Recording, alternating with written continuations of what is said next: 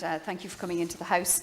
And this is a really important issue. I know they're all important issues that we talk about in this House, but the issues of domestic, gender and sexual-based violence and abuse, it's so insidious, it's so corrosive. And when you stop and just think about the individuals, the victims, they have to be in the loneliest place in the world. You know, you can be in a busy shop or out and about, but how they must feel, how they must get through every day. So it is really important that this House discusses the issue and discusses it at length. And Senator Siri Carney talked about the recent report published by Safe Ireland, and they compiled statistics from the first 6 months of the COVID-19 lockdown. And I suppose what the report highlights is the enormous increase in the issue of domestic violence, and more than 4,000 women and children. They were new referrals. They weren't repeats. They were new referrals over that period of time of women and children. 34,000 calls to helplines. That was almost 200 calls every single day. There was, as I think you mentioned it, Senator Carney, Siri Carney, more than 1,300 requests for accommodation. But how many were unresponded to?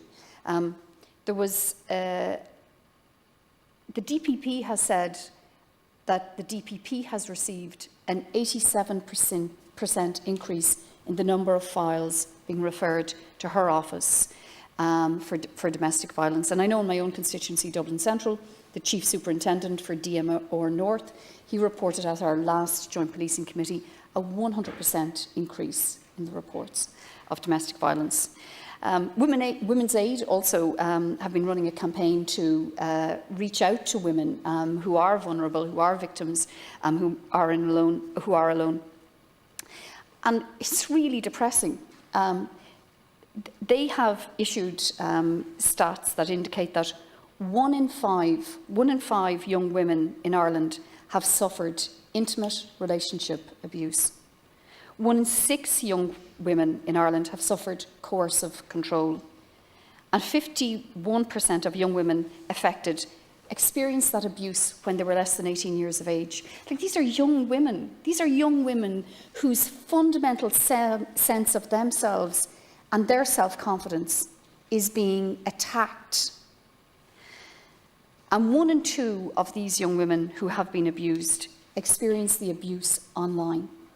So that's in their phone, that's in their pocket, that's with them all the time. That's insidious, that's invasive. Abuse takes many forms: physical, psychological, emotional, the coercive. But honestly, this, and for a lot of people, it's your lifeline. You know, it is how you contact the rest of your network, how you're contacted for work, how you conduct your daily life. But abusers are using it to insidiously control and destroy others' lives. We had also the big media, story, and it was, I can't even imagine what the poor victims went through. The 140,000 intimate images released online. You can't begin to imagine what that has done to people's sense of self. That's a real invasion and abuse. So I think it's great that you're here, Minister, to talk about it, and the government has an important role to play, and government is taking some actions.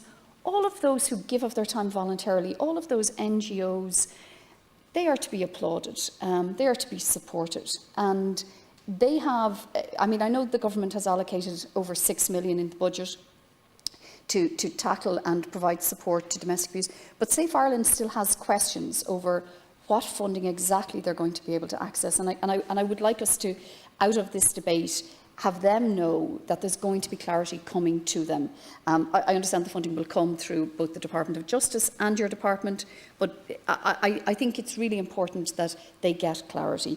And I think it's really important as well that, the other commitments that have been made in the programme for government, the commitments around a third national strategy on domestic, sexual and gender-based violence, that is delivered and it's done in short shrift.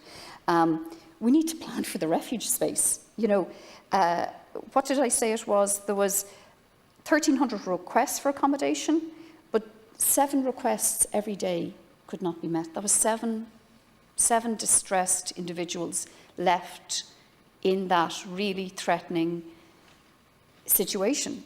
So I welcome that the government has a plan to plan for additional refuge space, but I'd like to know, Minister, within what sort of timeframe that you think that can be achieved and delivered on. The commitment as well for paid leave and social protections for victims of domestic abuse. I'd like if you could speak to that, Minister, in your reply. Updating the Sex Offenders Act from 2001, that's an important piece of legislation we should take on and try and, if necessary, bring it into the Seanad first, if that would advance it. The commitment from government to criminalise image-based sexual abuse is very welcome. And I hope that that's something that the government will bring forward in short shrift, along with the O'Malley report, which makes really important recommendations that this government I would like to see introduced. And I'd like to add one other request to Minister, and I know it's not directly within your remit, but I'd ask you in your capacity as Government Minister to take it up with the Minister for Health. The Rotunda Hospital in Parnell Square there is virtually known as the world's oldest and largest maternity hospital, but it also provides a sexual trauma unit, and they are desperately overcrowded, desperately need in upgrading of the built facilities, and they have an outstanding request. They need about 2.5 million next year to have a design team assigned to do a detailed design to upgrade the facilities on the west side of the campus there. And Minister, I'd appreciate if you could speak to the Minister for Health on that issue. I've made representations myself, but it would be very important if we could progress it. Gur Magat.